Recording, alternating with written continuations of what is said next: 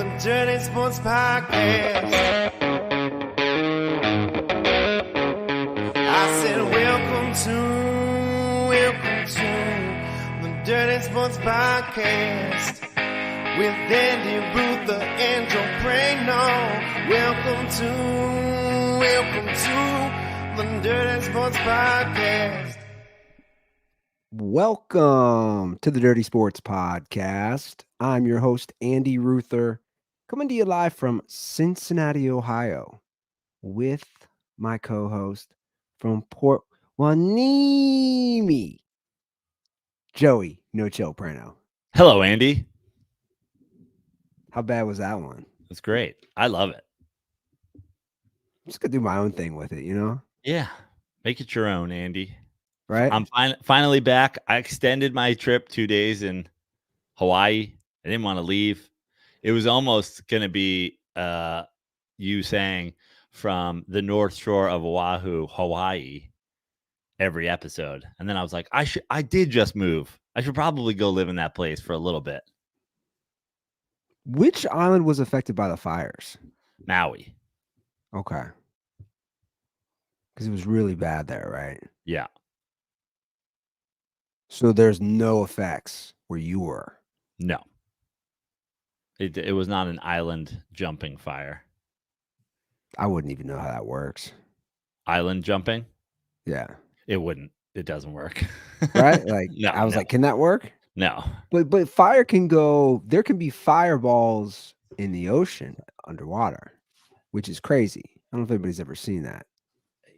Like you can see fire underwater, which by the way, I watch too much nature shit and I learn nothing. That's what's fascinating. I watch all these nature shows and I learn nothing. It's like I just watch them. Oh, that's cool. Fire underwater. Yeah. Oh, this is cool. I'm watching the thing now with basically the history of Earth with Morgan Freeman narrating it. It's insane though to think like all the stages we've gone through.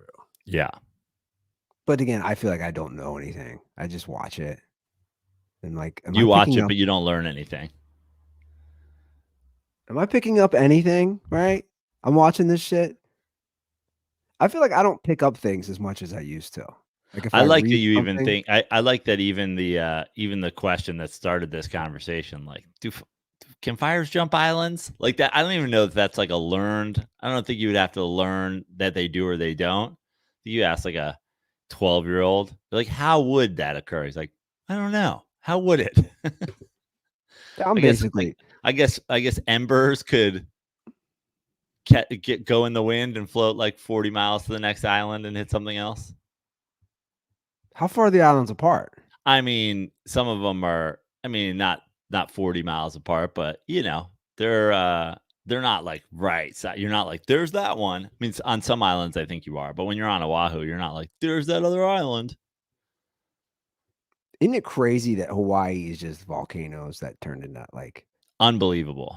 Like if you think about it, I was talking to my brother-in-law's. You know, he lived in Hawaii for a long time. His family's still out there, and I was like, are there like actually native Hawaiians? You know, because they say native Hawaiian a lot, but that's like no one's native because they were just volcano islands.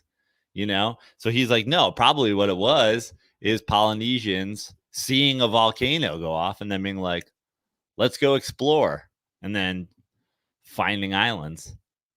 That's what I'm saying. It's crazy. It's wild. It really is. Hawaii's the absolute shit, though. By the way, like I extended 2 days. I almost didn't come back. Yesterday. Such a good time. Shout out to all the wonderful people of Hawaii. Did everyone else in your party extend? Well, my sister and her brother. My sister and my brother-in-law. And my nephew were all supposed to be there through yesterday anyway. So we were just coming back 2 days early. And then I had some flight delays, and the flight delays were going to put my show at the Improv. It was going to be like me getting back like seconds before my show at the Improv. And I was just like, hey, can we just postpone this? And the Improv was like, sure. So we reached out to everybody who got tickets. Thank you. If you bought tickets, show will be, I'm circling a new date now. And then once that was once I sorted that out, I'm like, should I just stay as long as my sister's staying? Because we have the condo. Yeah, why not? Why? Why not? Although for you just go back from one beach town to another. Exactly. So it's like, but wildly different beach towns, obviously. well, for sure. So Prano and I were talking before the show. We're talking a little New Orleans, guys. Oh boy. Less than 10 days away. So if you can make a last minute trip, do it. It's going to be a party, as Joe put it. I was just talking, to Andy Lazarus last night. Andy, shout out to Andy. I know he listens to the show. Huge, mega shout out to Andy for dog sitting for me while I was gone. Not just dog sitting, but dog sitting plus extended 2 days. I was like, hey, so I've done a lot of work in the last 15 minutes, and the last rung on this ladder is, will you watch my dog for 48 more hours? He's like, I got you, bro. And I was like, cool, I'm staying in Hawaii. I was just at his house picking up my dog last night and talking to him about New Orleans. And he's like, what do I need to know? Blah, blah. I was like, it's just a party weekend. We'll get there Friday night. Everybody will get there Friday at some point. I know a couple dirt balls are arriving Thursday, but as people start to trickle in on Friday, we're staying very close to Port of Orleans Brewing Co. We're going to go over there on Friday night, do I've deemed dirtball orientation. Maybe we'll get some my name is stickers and have everybody put their at names on them. My name is Benanji. My name is at CT. Everybody meet everybody. Friday night's just gonna be a fun party. Start at the brewery, see where the night takes us. I have a feeling it's gonna be bars and music venues in the Garden District. Saturday morning, I think a Cafe Du Monde, coffee, beignets, real New Orleans breakfast, and then maybe a touch of day drinking before everybody returns to their abodes for a nap, a shit shower, and a shave. And then it's 3 shows essentially back to back to back. Dirty Sports Podcast, 1000th live episode, Saturday, December 16th, Comedy House, New Orleans. Andy has it on the screen right now. comedy.house/tickets. You can get tickets just to the podcast. You can get tickets to one of my stand-up shows and tag on the podcast for a reduced bundle price. But we'll have the 1000th Dirty Sports episode that afternoon, followed by a 7 o'clock and 9 o'clock show. And then God knows what's going to happen on Saturday night. I have a prediction. We were talking about, will a dirtball get arrested or not? I don't think so. I think everybody's going to be great. And also, New Orleans is the Wild West. I don't think they arrest people. You'd have to kill the mayor. I think if you killed Derek Carr, they wouldn't even arrest you down there right now. They'd probably thank you. But my prediction is at least one dirtball shows up to Sunday pregame barbecue tailgate directly from another bar. I predict at least one dirtball does not sleep between the shows and the Saints-Giants game. How long are the bars open till? That I don't know. I guess we'll have to find out if they ever close, Andy. Yeah. Many of the bars are 24 hours there. Many of them. You going to bring me some edibles? I honestly, I don't even travel anymore without I have edibles and mushrooms packed in my bag every time I leave. Every time I go anywhere. I have microdose pills, edibles. If I bring my golf bag, there's joints in there. It's funny. I was just thinking that on the way back from Hawaii, because they make you put your bag through a obviously when you go through TSA, but even before that, just to enter the airport, they make you put your bag through an agricultural screening. Make sure you're not bringing any papayas or pineapples or anything like that with you. And I was like, man, now that I'm thinking about it, between my golf bag and my razor kit, I've got 8 different forms of drugs. I don't think they're looking for that shit. I don't think they are either. They're honestly, they'd be more upset if you had papaya. Or like too much shaving cream or some shit. Yeah. Do they still care about that? Remember when that was a thing? Oh yeah. I They mean, still even care? just like bringing water. You get to TSA with water. They're like, "Are you insane? It's Dump so it ridiculous. out!" And I'm like, "Shit." I was like, "Sorry, I only have it because I have a whole thing of microdose mushrooms here. I needed something to wash it down." They're like, "Get rid of the water. It is ridiculous. Pour out the water. You'll just have to raw dog your mushrooms." Are you direct from LA? Mm-hmm. You are. I believe so. I could be wrong, but I believe I am. I got a day. I think I go through Charlotte, and then the way back, I think I go through either Houston or Fort Worth. Cincinnati sucks.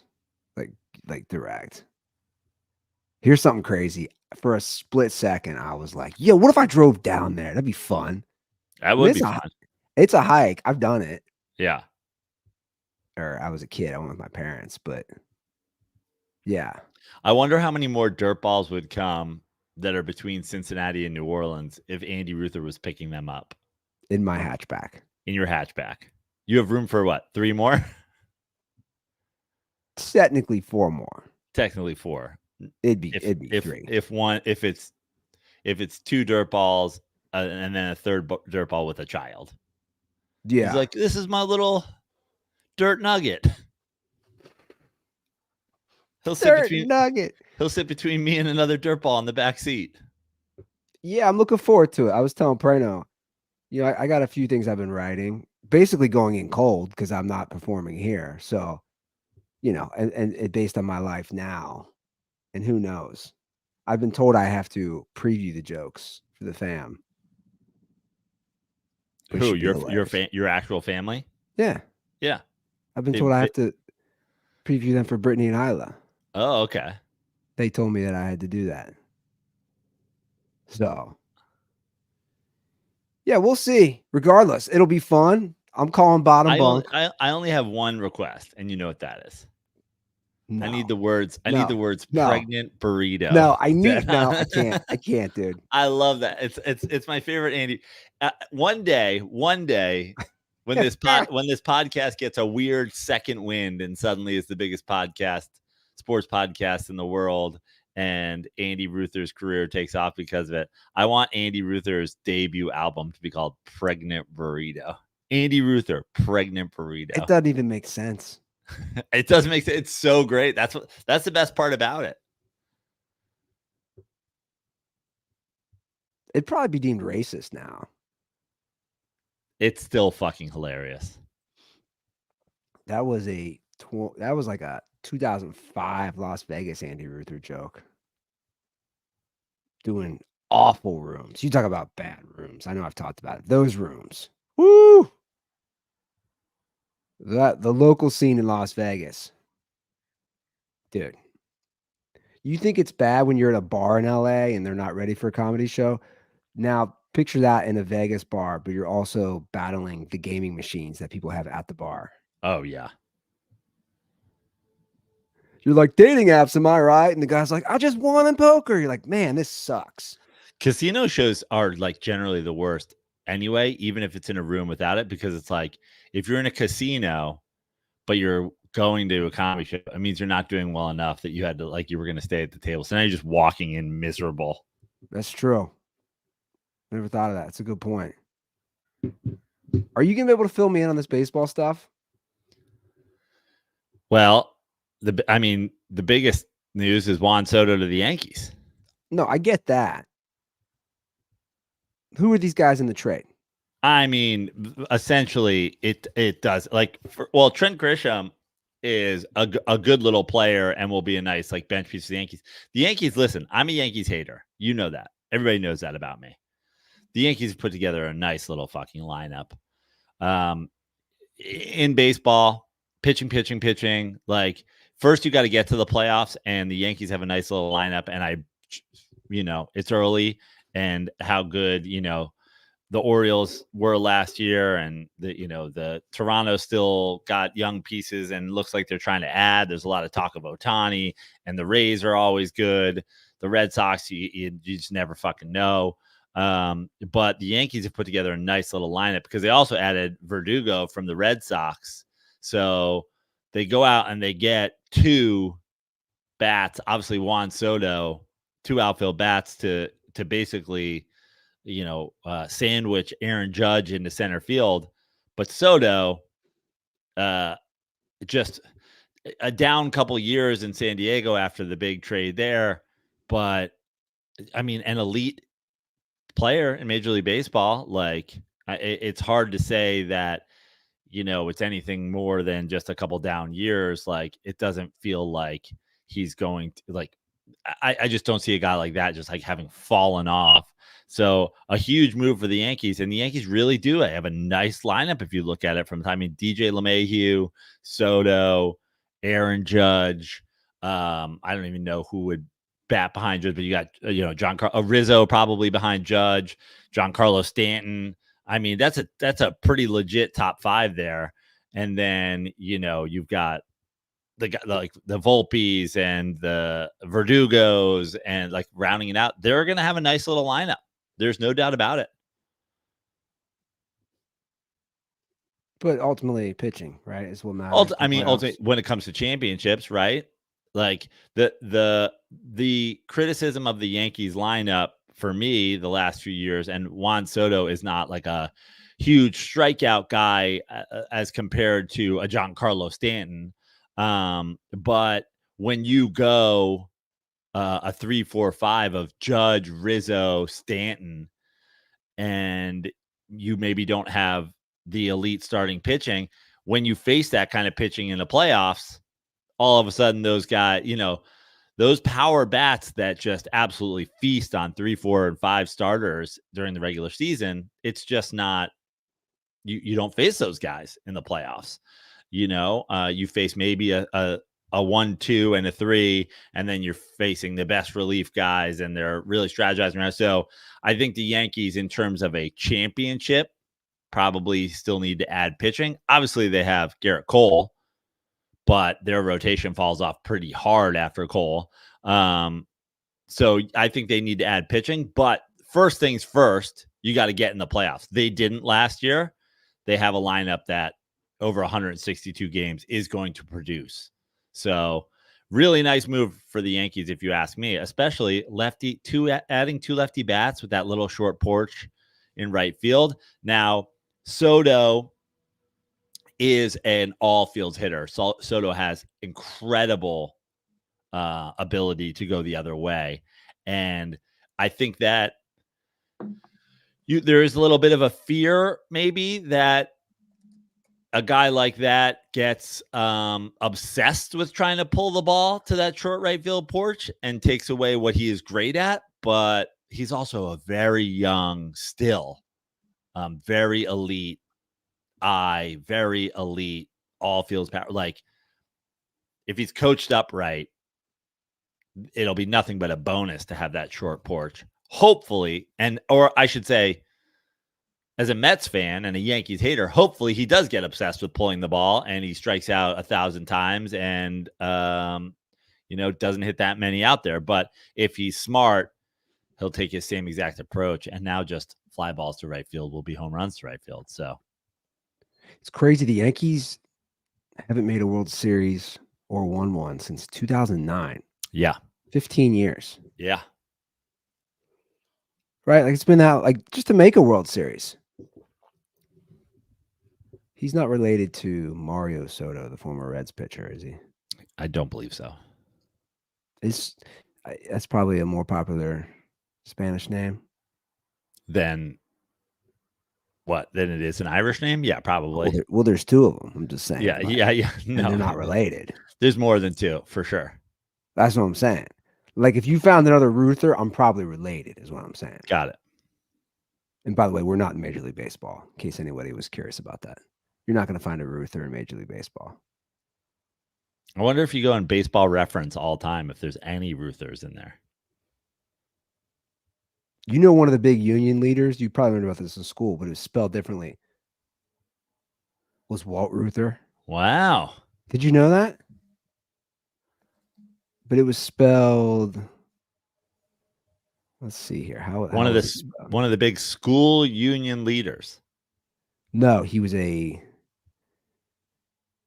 labor and civil rights activist who built United Automobile Workers, the UAW, into one of the most progressive labor unions in American history. Walter Philip Ruther, but it's spelled Reuther.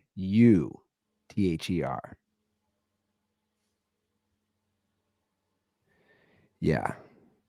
Which is funny because when I say to Siri, when I say call Andy Ruther, it always spells it that way. And then it's like, you don't have an Andy Ruther in your phone. And then I go, call Andy Ruther. And then it's like, calling Andy Ruther. That's hilarious. I can just see I can just see Walt in front of a union hall full of people being like, it's what? Better wages. It's what? Better wages. Well, the irony is my dad could not have been farther politically from this guy. Yeah. Like I'm looking at his Wikipedia right now. He was also German, like my dad's ancestry. So I always wonder if our name was ever changed. But Probably was.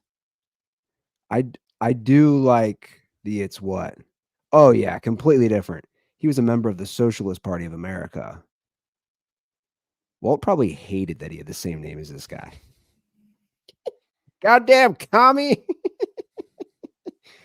Although I never heard my dad say that phrase, I'm picturing it. I was thinking the other day, I was laughing with somebody. That summer I was with my dad. He used to dunk on me so hard. Like I took any stray bullets or shrapnel, anything he was going through emotionally, it was like, fuck Andy. Taking it out on him. I'm here for it. Like, but I was just thinking about that the other day and I was laughing. Like things he said to me, he would never have ever said to any of my brothers, like calling me a fucking idiot to my face. Andy, you're a fucking idiot. Like, whoa, Dad. Whoa, slow down, Walt. I should have told him it's what when he said that to me. Who's an idiot? I was laughing the other day with Justin, right? Justin had that Pete Rose thing. The Randy Ruther, Justin Wood, the paper headline when Pete Rose broke Ty Cobb's record. He's like, Walt Ruther would love this. I was like, no, my dad used to shit on Pete Rose. And you said that. You said he used to call him a loser. The not paying his taxes, the marital stuff, which ended up being like a 14, 15-year-old girl. Like, whatever. That was my dad's opinion. And probably a lot of people at this point would agree. He just was like, dude, he's a low life. Like you're a low life gambler. You got all these other issues. Like Walt didn't care about the baseball stuff. But whatever. Not like Cincinnati's number one son, Chris Collinsworth. That guy is a saint. He could do no wrong in my book. In fact, if you come out here, I could show you his house. Stand up on this here. Grab that telescope. That's his house right there. You can watch him shower. It's what?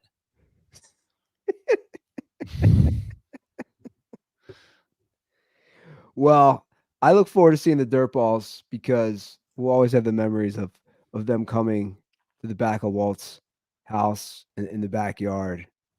Do any Dirtballs make it to the Airbnb, Joe? Ooh, that's an interesting question. I say yes, but I don't want to say that.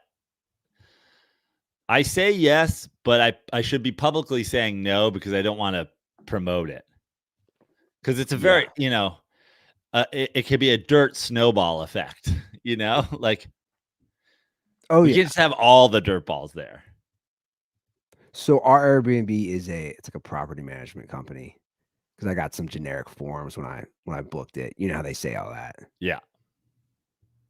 I do want to put it out there.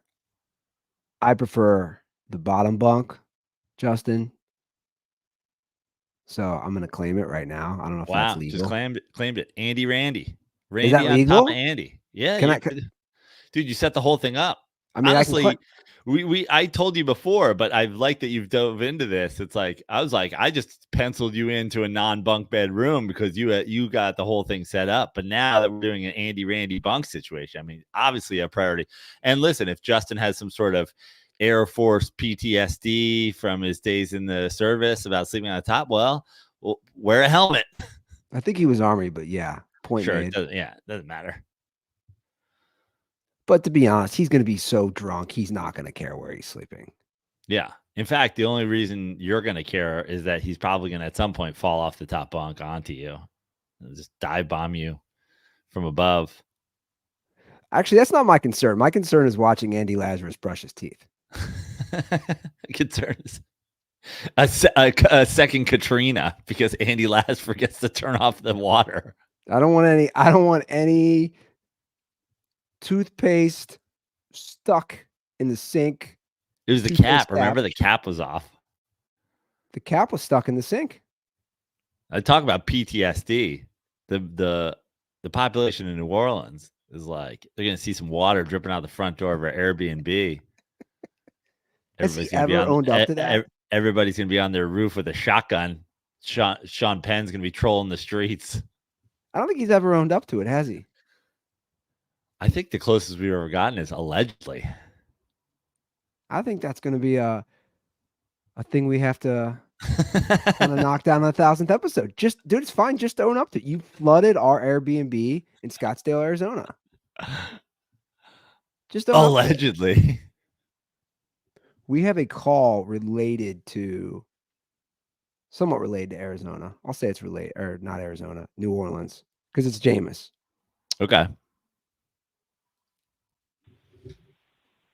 Hey boys, Crazy Eyed Sam Bradford here, and original caller requesting a 1,000th episode in Las Vegas, which snowballed into something way more epic. Sorry, just gotta get that on the record. And sorry, I won't be able to give you edibles, Andy. My question is, Jameis is about to throw his 100th career interception. I believe he's at 99 right now. And it could possibly happen at the event in New Orleans. Ooh. And I think this calls for a similar Joe Prano, Kobe Bryant shot challenge / Jameis Winston 100th career interception. And so my question is, what would that be? Is it maybe 100 Miller Lights within a weekend? Maybe 100 shots of Miller Lite, which seems pretty doable. I don't know. What would it be? What would be a 100 career interception Jameis Winston shot challenge? I don't know. Anyway, condoms are for pussies. Well, I think the answer is obvious. I mean, listen, I love Miller Lite, but we have to drink responsibly. Correct. 100 Miller Lights in a weekend is not responsible drinking. Now, I can say this because I'm a big guy and Sunday will be a long day, but I can say with 100% certainty, if Jameis Winston keeps it 100 and throws the 100th interception of his career, I will consume 100 ounces of Miller Lite for the rest of Sunday. There we go. Because I mean, that's like if Jameis throws his 100th interception, that's 8 plus 12-ounce beers or 6 plus 16 ouncer, something like that, Yeah. And again, it's also responsible drinking for a man my age, my size, with that many hours in the day. Obviously, we'll be on a streetcar, we'll be in an Uber, there'll be no driving involved. We'll be eating delicious gumbo and jambalaya and po' boys and charbroiled oysters. So I'll make sure I have plenty of sustenance to soak up the booze, but 100 ounces seems reasonable. Yeah, I agree. And the best part is there's only 96 calories and 3.2 carbs per 12-ounce servings. So, you wouldn't be getting that many calories and carbs in those 100 ounces, Joe. No. especially with all the walking we're going to be doing. You know, I believe we're in the 600 level, so all the stairs we're going to have to climb at the Superdome. We'll probably do a parade walk at some point. So yeah, we'll walk it all off. I mean, and what a way to celebrate. What a way to celebrate what will be a historic. I mean, if there was a hall of shame, he would certainly be on pace for the most interceptions for anybody before the age of 29. Hall of shame, lock. But yeah, if Jameis throws 100, I will consume 100 ounces of the greatest beer that's ever been on planet Earth, the most golden of Pilsners, the original light beer, Miller Lite. Well, guys, and I'll do it responsibly. Yes, from kickoff to the final whistle, you can't go wrong with a Miller Lite in your hand, and that will be happening all weekend in New Orleans for the 1,000th episode. Make it Miller time all season long. Get Miller Lite delivered right to your door. Simply visit MillerLite.com/dirty sports, or you can find it pretty much anywhere that sells beer. Celebrate responsibly. Miller Brewing Company, Milwaukee, Wisconsin. 96 calories and 3.2 carbs per 12 ounces. So he's currently at 99, and there's a good chance he starts this week. So if he starts this week, I bet he gets to 100 beforehand, because Derek Carr's status is currently unknown. Because of injury. Correct. So maybe there's a chance. Maybe he starts and doesn't throw a pick. It would be pretty epic if we witnessed. It would be pretty epic if he has a great game this week and Jameis one loses his mind, and then we're there for 100, 101, 102, 103, 104. If we go to the Giants Saints game and he enters with 99 and he leaves with 106. Yeah, that real hot start for his career is really changed about a guy before 25, because now he's in his 9th year.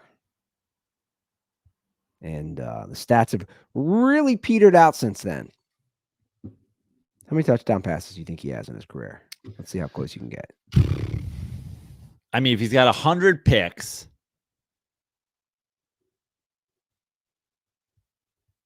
$92. No, a lot more than that. More. Yeah. 120. 141. Wow. Yeah, not too bad. I would have got more interceptions than picks, but I guess it was just that 1 year, huh? Just that 1 year. Now he's been, interception prone for sure. Now the last 2 years combined, he has 6 touchdowns to 8 interceptions. So he's still trending that way. And the Saints are a complete debacle. Would you be wearing a Tommy DeVito jersey? No.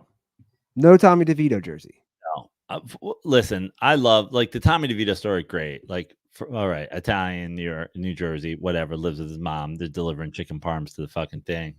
We do love the fucking, Italian hand. But first of all, I've said it before. And so it's I think I'm done wearing the jerseys. You can't, you can't wear the jerseys. This guy's 20 years younger than you. I think Eli Manning was the last jersey I'll probably wear. That's a guy, from the league. Now, a friend of mine did gift me an RJ Barrett jersey. You know me, I'm not huge on wearing hoops jersey. I'll wear the hoops jersey to the beach or to the pool with some board shorts and a flip flops, and get some suns on the guns. But otherwise, I don't do a lot of basketball jersey wearing these days. Maybe a Tommy DeVito in the Sopranos custom T-shirt or something like that, but I don't think I'm getting a Tommy DeVito jersey anytime soon. You know who's the poster child for adults not wearing jerseys / particularly basketball jerseys? Jonah Hill in the Suns jersey. Oh, yeah. That right there should be the reason why we're not wearing jerseys of children. The college one's the craziest thing to me, though. Can you imagine wearing like a college jersey of your favorite Ohio State, Michigan player? No. or You're like, this is Bama my player? favorite. I do cosplay as my favorite teenager. Yeah, that one's like next level bizarre to me. I wouldn't ever want to do that. You know what happened last week that no one's talking about? I believe it happened last week. Mike Evans now has 10 straight years with 1,000 receiving yards. That's insane. No one, we do overrated, underrated. I'm gonna do one right now. Mike Evans is the most underrated, underappreciated wide receiver of all time. Whoa. All wow. time. I mean, that's bold. Is it? Of all time? Of all time. This guy has had 1,000 yards for 10 straight years to start his career. The only person who's ever had 1,000 yards for 10 straight years is Jerry Rice. No one has done it for 10 straight years to start their career. No one's talking about this. No one. Who is more underrated, undervalued, underappreciated in the history of the wide receiver position? I mean, I'm trying to look it up. I just don't know who is. Yeah. I mean, I was gonna say, you know, who is very very productive and very underappreciated was Andre Johnson.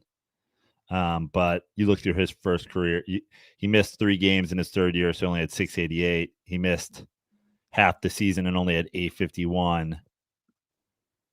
But I mean, he did there were have guys who I think don't get he did have respect. back-to-back seasons where he led the league in yardage, 1,600 yards. I mean, Mike Evans, the thing is, like, great. Like, I agree with you, but it feels like he never has like the monster season. He's just like Mr. 1,000 yards, which is okay. It is certainly like that's important. It's huge. Yeah, but again, he's so like take Mike Evans, right? He's breaking this, or he's eclipsing 1,000 yards. It's not like, oh, he got the extra game to do it. Right. He's done that through 12 games. Yeah. And No, you're right. I know. He doesn't. I'm looking at his stats right now. He doesn't have the quote unquote, he's had one 1,500 yard season. They're all hovering around. Like he's averaging around, like 1,100 a season.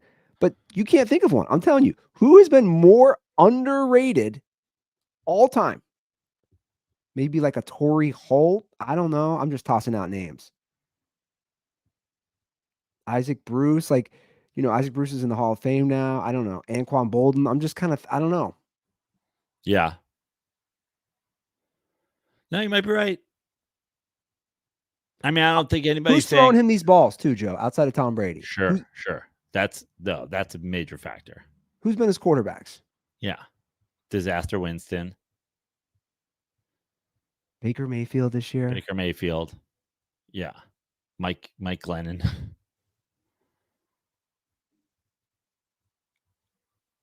I just think, again, to have that consistency, if you're a team and you have a guy who's going to give you 1,000 yards, a lot of touchdowns, though, 91 touchdowns. Yeah. Yeah. You might be right. Yeah. But you can't think of anybody. I think I'm right. I can. I mean, I think I said Andre Johnson. I tried to back it up with stats. Didn't really work out. I mean, in a way, you could say I would say Torrey Holt is right there. Yeah. He was a guy who was really, I would say, underappreciated. But yeah, underrated. I feel like I'm forgetting somebody, but alas, I feel like Anquan Bolden went from underappreciated to properly appreciated because people were like, hey, this guy's been doing it for a long time. Yeah. So look, I mean, and don't get me wrong, Torrey Holt had 1, 2, 3, 4, 5, 6, 7. He had 8 straight years starting in his second season of 1,000 yards. And he led the league twice in yards. Great career, over 1,300 receiving yards. I just, again, What Mike I was going to Evans. say before, I mean, but I don't think he was underrated. He maybe the reverse of like the Anquan Bolden is like he was very appreciated when he was playing and then became underappreciated after. But like there is the Terrell Owens finished what second or third all time in receiving yards and like didn't get in on the first ballot. Like that's underappreciated. 100%. T.O. not getting in first ballot is one of the biggest travesties of a former player. I mean, it really is. It's actually despicable if you think about it. Despicable. His last season, when he was quote unquote washed up and he played with the Bengals, he still had over like 900 receiving yards. His last season. In fact, I'm shocked he didn't play more. I feel like they were out to get him, all the teams. Yeah. You can call him a locker room cancer, and I'm sure a lot of people would say that. The fact that he played in that Super Bowl. And it was the only reason they were competitive. After what? Breaking his leg? Yeah. He busted his ass to get back in shape. This is my quarterback. Yeah, that's ridiculous that he didn't get in first ballot. But like Mike Evans, you're first ballot, man. How are you not? 10 straight Well, years? that's where I think maybe your suggestion is going to be really validated because like I don't know if anybody looks at him that way. That's where you're really like I don't know if Mike Evans retired if he would be a first ballot Hall of Famer. And that is probably the best argument for your theory.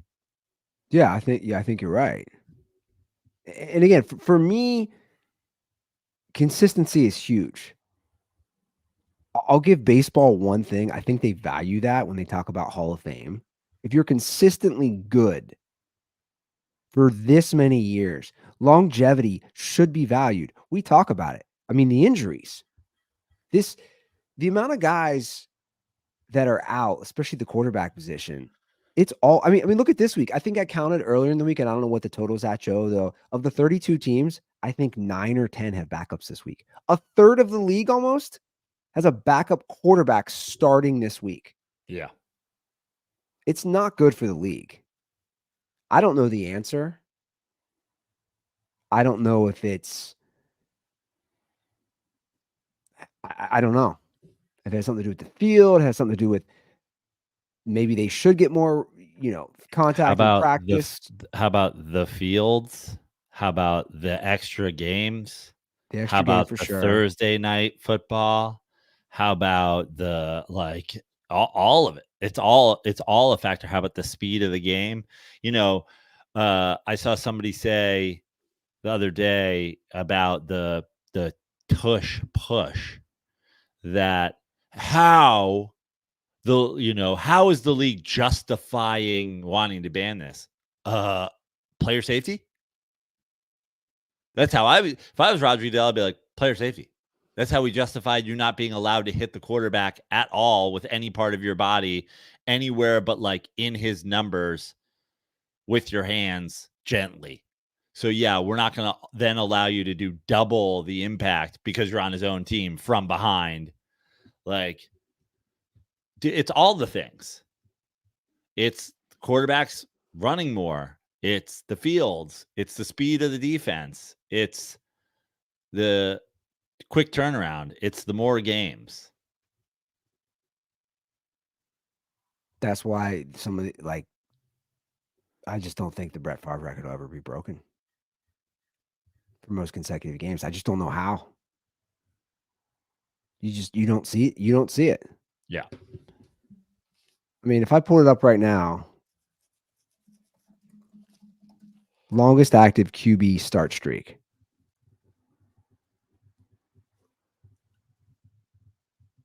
I'm actually surprised who it is right now. Guess who it is? It's Josh Allen. Wow. He started 83 straight regular season and 8 playoffs, a total of 91, which still only puts him 20th all time. I just think those days are done, man. You know, and what's fascinating, Prano, is if you look at the top 10 most consecutive starts all time, it's an era that's not. It's the era that kind of just happened. Yeah. Number 1, Brett Favre. Phillip Rivers, number 2. Eli, number 3. Peyton, number 4. Matt Ryan, number 5. Russell Wilson, number 6. Matt Stafford, number 7. Flacco, 8. Ron Jaworski, 9. Tom Brady, 10. And Tom Brady's he's tied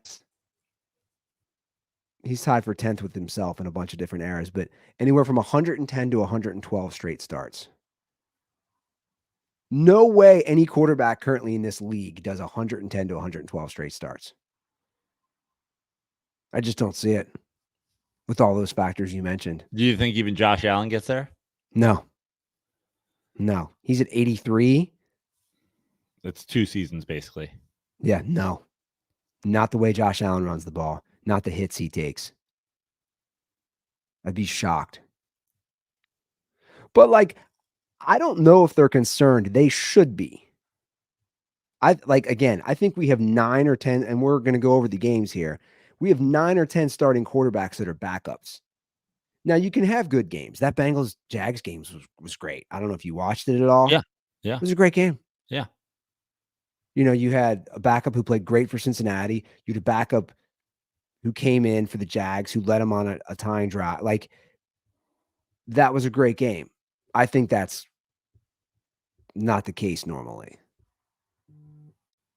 And it sucks because there's a lot of battles of backups, and we can hop into the games now.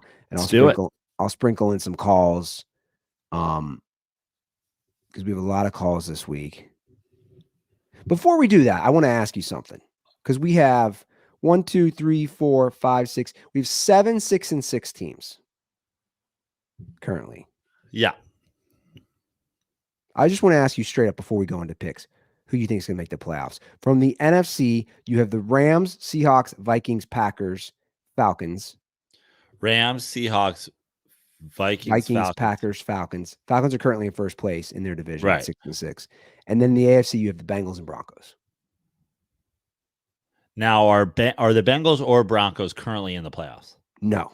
Right. Very low chances for both of them, to be honest. Yeah. I don't think either of them make it. Okay.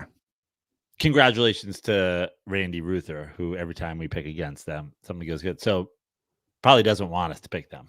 I don't think either of those teams make it. Obviously, a good chance that the NFC South, one of those teams, I'll say the Falcons.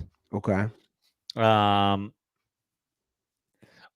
Is there currently 2 NFC teams?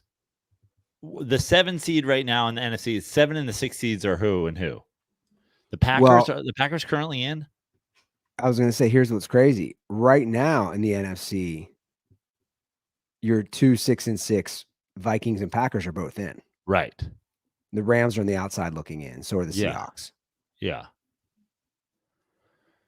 Feels unlikely to me that both the NFC North teams make it.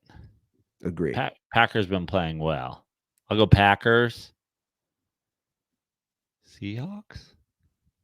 So I would go Packers, Rams of all these 6-6 teams who make it. I don't see the Bengals. I don't see the Broncos. I don't see the Seahawks. And I've kind of looked at schedules. I've done a little cheat, you know. That's kind of where I'd go. So tonight's game, I don't know if you saw, has one of the lowest over-under totals ever. I think it was at 29.5. No, that low? It's up to like 30. Patriots at Steelers. You have Bailey Zappi. Is it Zappi? Yeah. Traveling to Pittsburgh to face Mitch Trubisky. Is it Trubisky? Wow. So it's at 30.5 right now. Pittsburgh's a That's 5.5 crazy. point favorite. Wow. You want me to go first on the picks? I mean, I'll take. I think we're gonna agree. Yeah, 5.5 points. The over under is 30. The over under is 30. So what do you? How do you even cover 5? You win fucking 17-10.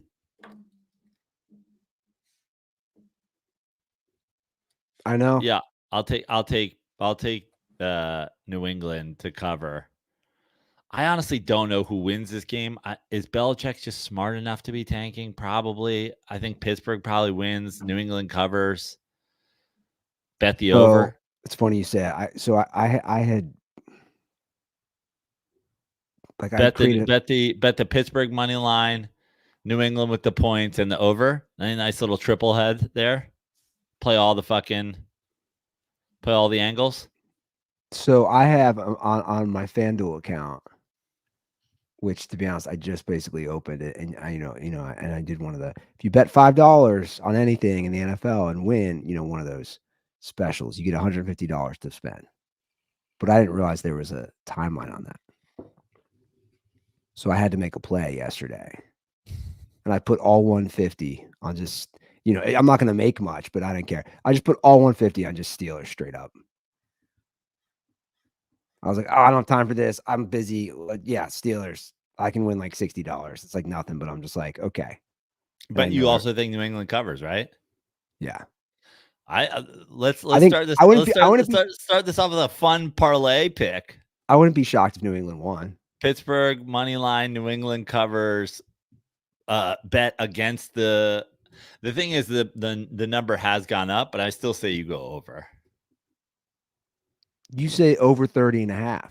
Yeah, just because like we're talking about one of the lowest. Like, of course it's going to go over now. New England lost 6-0 last week. They've lost 3 straight games where they held the opponent under 10 points. But hey, Belichick's lost it, guys. Please, I want to keep hearing that. He's lost it. The defense is terrible. I don't like Belichick slander. I just hate it. I don't like it. It's the prisoner of the moment. I hate it too. I hate it across all sports when they do that shit. When it comes to anybody.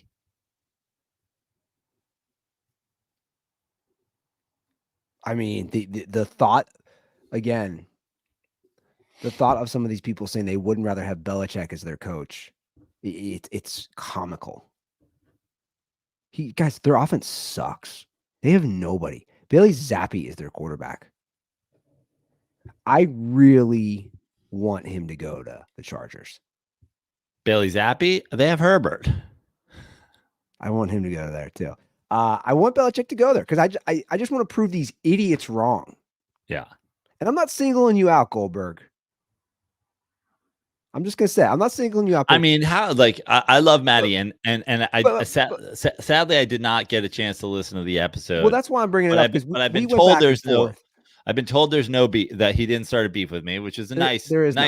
That was really nice of him to come on the podcast and not take a random shot at me for no reason. So I appreciate that. I love you, Maddie. Let's stay on good terms. So this is not an attack on you, but like, how many championships does this guy have to bring to you, and you just fucking he earns your respect for life? I don't know. And I'm not saying Goldberg was throwing him on the bus. Again, we had our differences on that episode. He kept going back to the Tom Brady versus Bill. And I'm like, dude, it's both. I get it. Brady gets a title the minute he leaves. But I go, to me, that's also not a knock on Belichick. Right. He goes to the playoffs when he leaves with fucking Mac Jones. We all know at this point, Mac Jones he's not good. It's very Bill Walsh, Joe Montana. They want all those things together.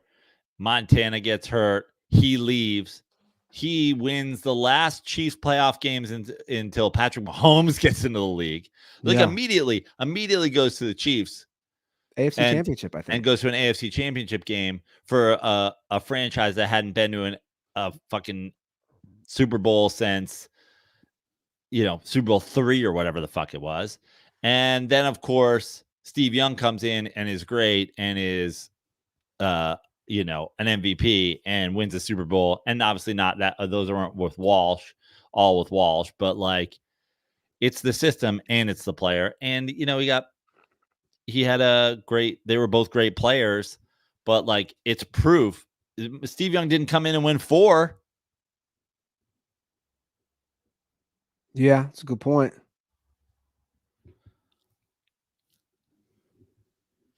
All right, moving on to Sunday. Bucks, Falcons, very important game for that division. It's in Atlanta. The Falcons are 2.5-point favorites. I said last week that the Colts fucked me, and then Mata sent me a thing. It's like, the Colts don't really fuck you. And then I was like, but they kind of do, because I looked at it, and it's like, the Colts fuck me when I pick them, but also when I pick against them, then they end up showing up. It's like, you get fucked either which way. But now it feels like the Bucks too. Like on a week to week basis, like I don't know what the fuck the Bucks are gonna do. It's in Atlanta. Atlanta fighting for a playoff spot. It feels like an Atlanta win and cover. But goddamn, this backdoor Baker scare me. I mean, the number's too small for me to be scared of the backdoor. So it's just like, do I think the Bucks are going to win outright in Atlanta? Do I think they could? Yes. Do I think they do? No. I'll go with the Falcons. Okay, so I'm going to go with the Falcons as well. I'm not losing anything on these stupid NFC South games. Do you know where we ended up? Because I haven't looked at. I think you're ahead of me now. Pretty sure you're ahead of me. Was I down 3 last week? Yeah, I think you beat me in every single different pick. It was either 4 or 5. Rough. I think Mata said I have 6-0 actually against you last week. So maybe I'm up 3. Jesus Christ. I did go 11 for 13 last week, to be fair. With that. Probably one of your best weeks ever. Yeah. 11 for 13. 11-point weeks for us are not like very rare, but they are when 3 teams are off. Yeah. 100%. Off, whatever it is. Well, I'm not going to pick up any on either of these two because we're going to both agree. Ooh, now I feel like you're trying to dupe me here. No. Falcons, Lions. Lions. No, we don't. Bears, Lions. Sorry, Bears, Lions. In Chicago. Detroit is a 3.5-point favorite. I will go first. Bad team. I know it's outside, so Jared Goff might melt in the weather a little, but I'm going to go Detroit wins and covers at 3.5. I don't love the 0.5 point, but I agree.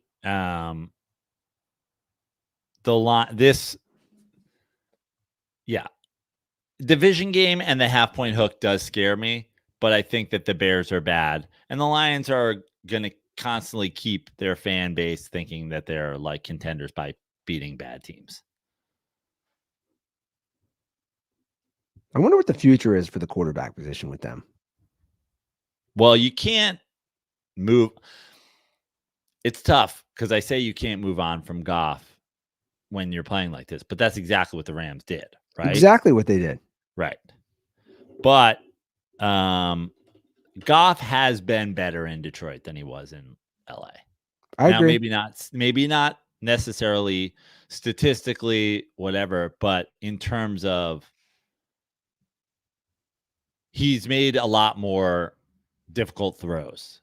They've let him off the leash a little bit more, and it felt like in LA, whenever they let him off the leash, it was a disaster, so he was very reined in. Detroit doesn't have the talent. Now, I should say... Well, they have a lot of good talents. I was going to say, it's a combo of like, they don't really OC. sort of have the talent across the board, where they're just like dominant. There was a while there where the Rams had a dominant talent discrepancy on both sides of the ball against most teams that they played. They also clearly don't have a dominant, scheme fit. So like you couldn't be successful in Detroit being like, just don't make any mistakes, play safe, like whatever, especially prior to this year. So good for Goff for showing a little bit of growth, but is Jared Goff a Super Bowl winner? Which Super Bowl or bust league, right, guys? I mean, I get it. Get into the playoffs this year, win a playoff. Listen, if you're a Detroit Lions fan, absolute, like, we're talking about the Detroit Lions. If you win a fucking playoff game, have a goddamn parade. Like, Yeah, I have it. agree. Have a parade. Yeah, But for sure. also, after that happens, after you get your first playoff win since Eric Kramer or whoever the fuck it was, Barry Sanders like 90, 91 or something. They beat the Cowboys after you get your first playoff win in 30 plus years, it's a Super Bowl or bust league, and then it really becomes, can Jared Goff win you a Super Bowl? He's only under contract one more year. Right. So let it play out. I don't think he can. But yeah, get a playoff dub. Well, and I think the can Jared Goff win a Super Bowl in the most like perfect of circumstances? Maybe. But what's happening with this Lions team right now, and it's why the 3.5 point, it's why the half-point hook scares me outside, is like your defense isn't good. Yeah. Not enough grit. Bite some ankles. Yeah. Bite some kneecaps. What does Dan Campbell do? Does he call anything? I don't know. He calls your house late at night, make sure you're in bed. Just want to make sure you're in bed. Well, I was in bed, but you just woke me up with a late night phone call.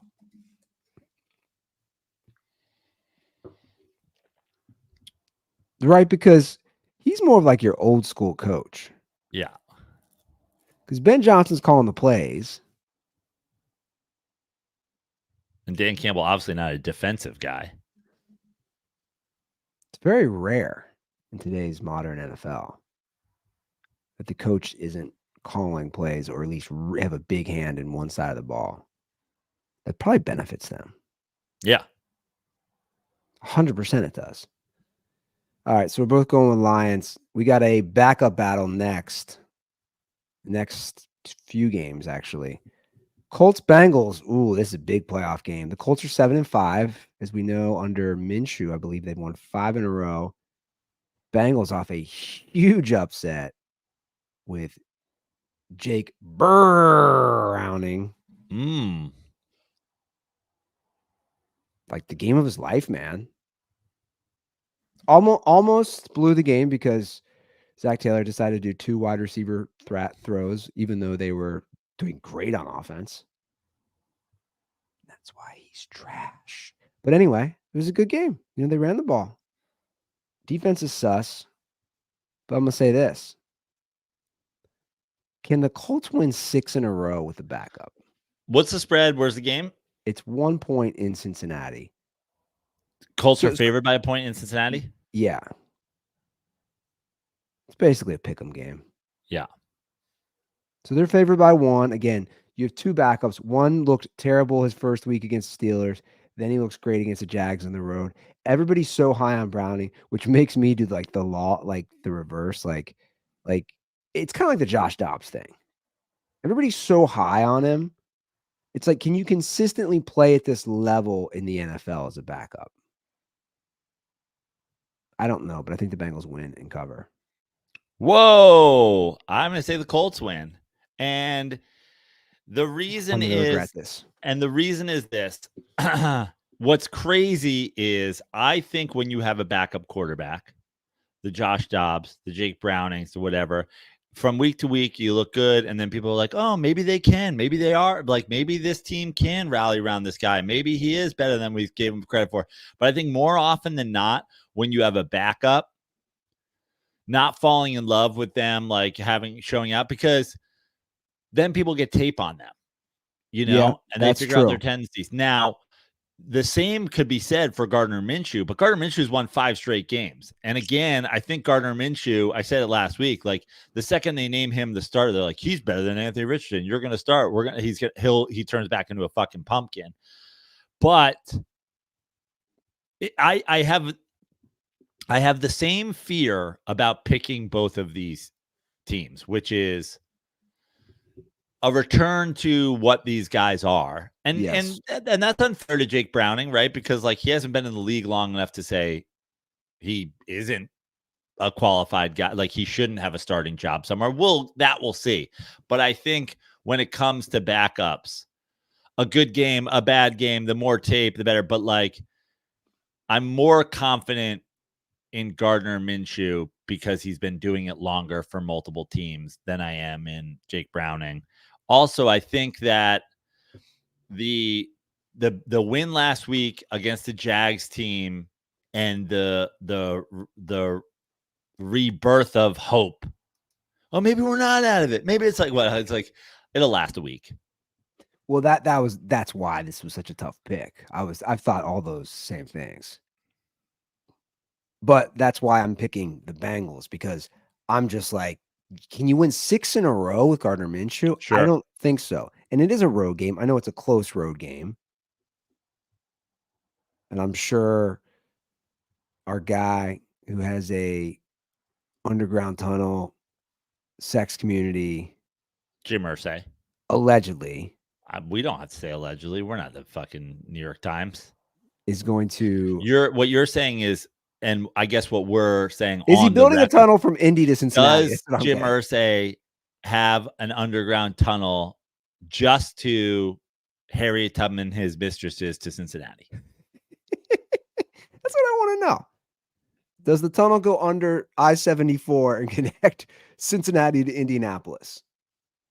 Just underground. There's just underground, and then these women in their mistress nightgowns, like shuffling down a muddy underground hallway, and out from around a corner peeks Icky Woods with a little candle. He's like, "Come this way, come this way.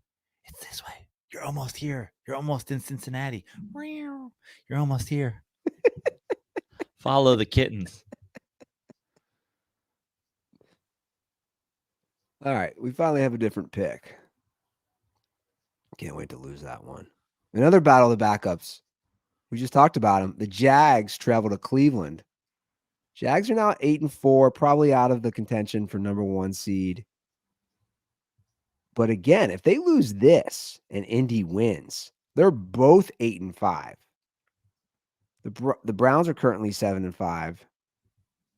Browns are 3-point favorites. And, news this week in the Jags was not good because this story, which I sent you, is hilarious. Now, let me just, is CJ Beathard their quarterback? He's got to be. I mean, yeah. I don't know did you see the injury? Yeah.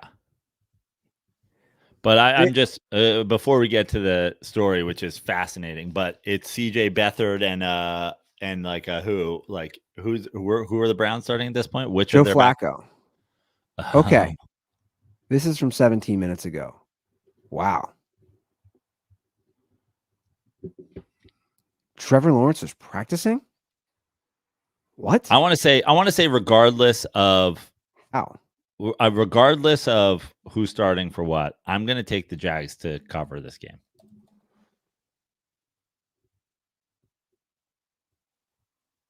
Okay, I'm watching film right now from an hour ago. He did return to practice. I'm not a medical doctor. I'm not a medical doctor. He did some warming up and okay. I agree. Especially this builds my optimism. So 3 points.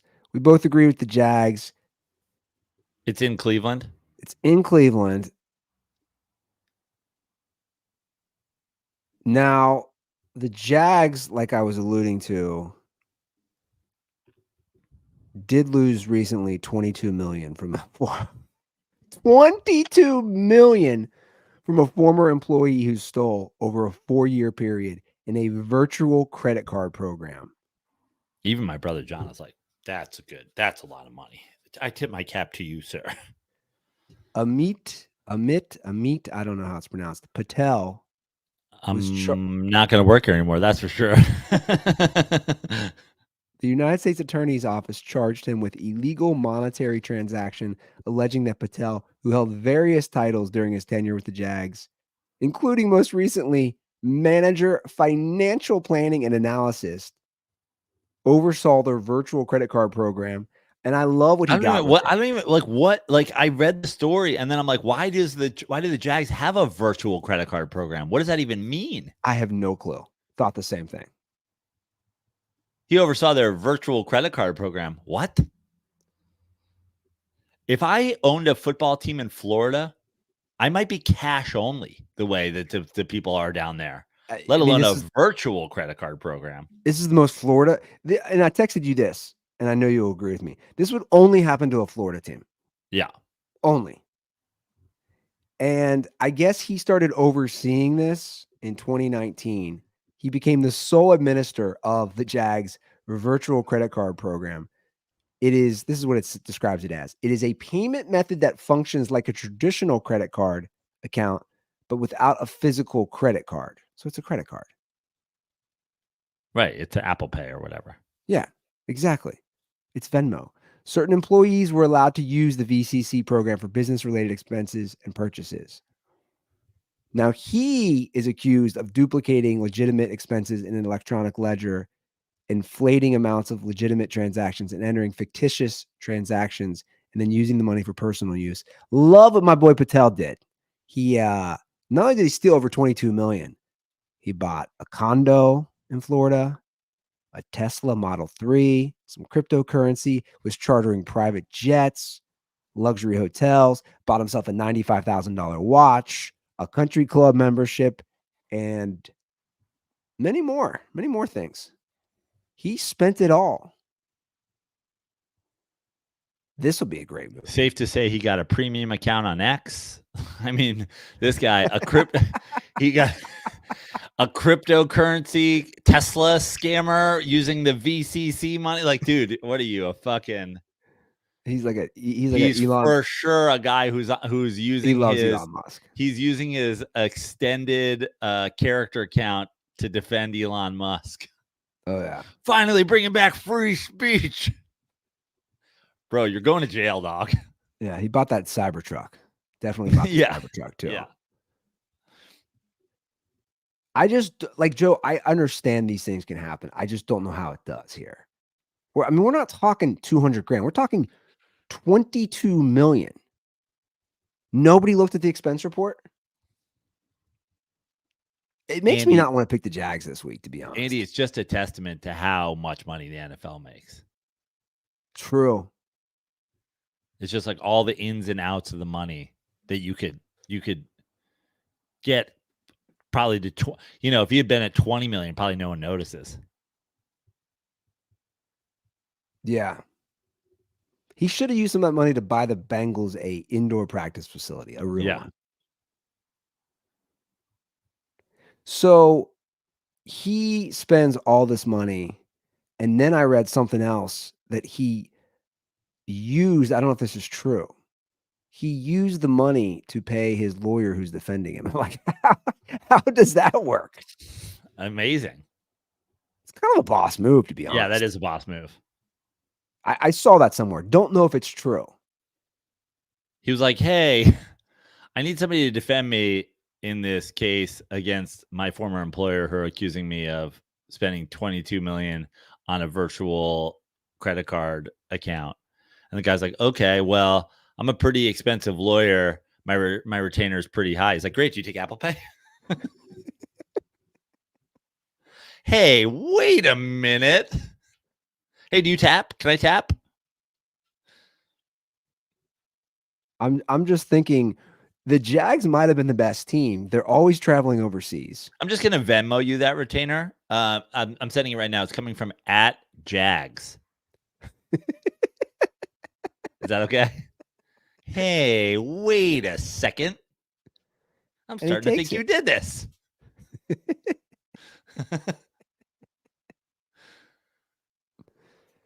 Did you see the Jags? Did you see the people in the pools? Did you watch Manning Cast? No, I didn't. Oh my God, it was so funny.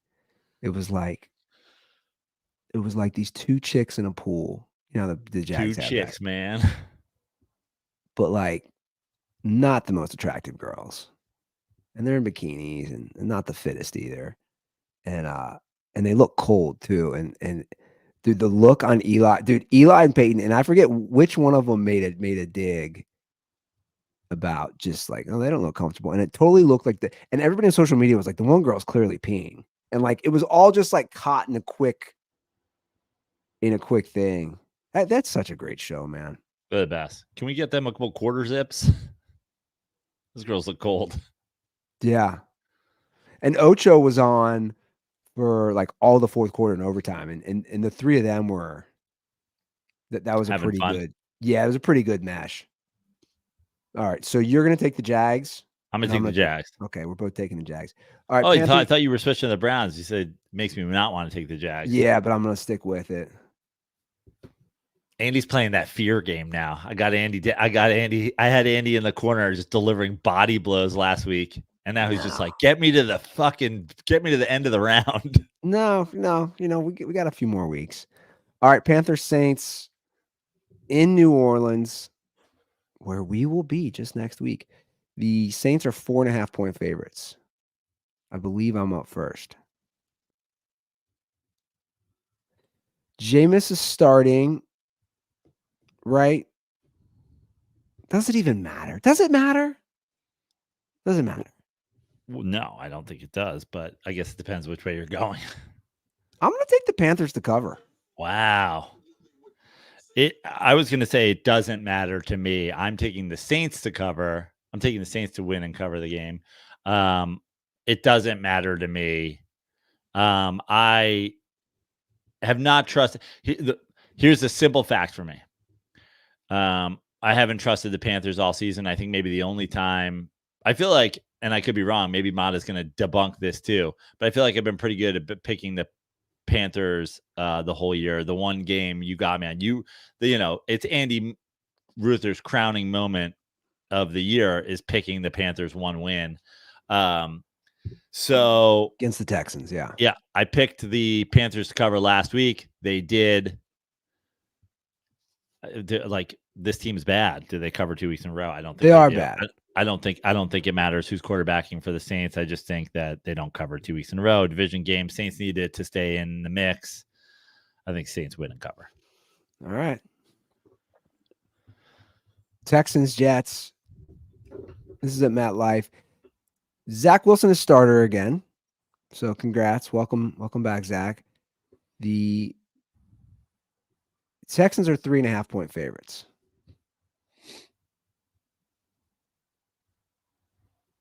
I'm first this time. I'll take the Texans. So if the Texans score 7 points, they cover. I know. Right? So if the Jets get 3 and then they get 3.5 on top of it, that's 6.5. If the Texans score a touchdown, they cover. Like, I don't believe this whole Jets quarterback debacle.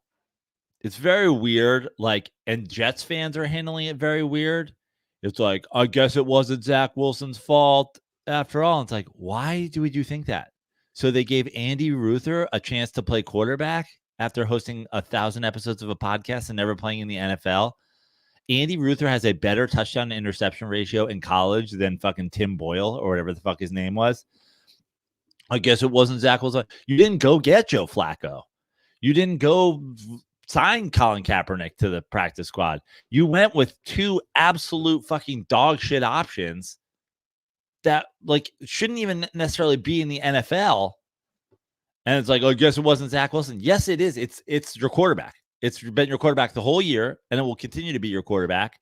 And then Zach Wilson with this, like, I mean, the whole drama of he doesn't want to go back in. He feels like he was scapegoated. Bro, kill yourself. You were rightfully scapegoated. Whether it's true or not, Aaron Rodgers says that's a lie. Aaron Rodgers, at this point, great quarterback, great career. I was an Aaron Rodgers stan. But bro, why are you doing interviews? Why now we're not even on Zoom. Now we're doing 60 minutes interviews with Pat McAfee in a library. Bro, you haven't been on the field in 2 months. What, like, and I saw a tweet from a Jets reporter who was like, I know what happened. The Jets know what happened. Zach Wilson knows what happened. Aaron Rodgers is going on television lying about it. Like, why? Who do you trust at this point? The reporter who's saying, like, we didn't create this story out of thin air, or Aaron Rodgers, known liar?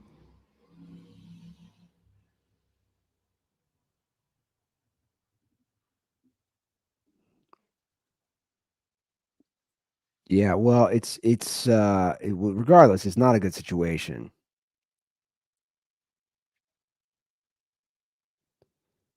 I don't know. I think a lot of people are they're definitely out there for themselves.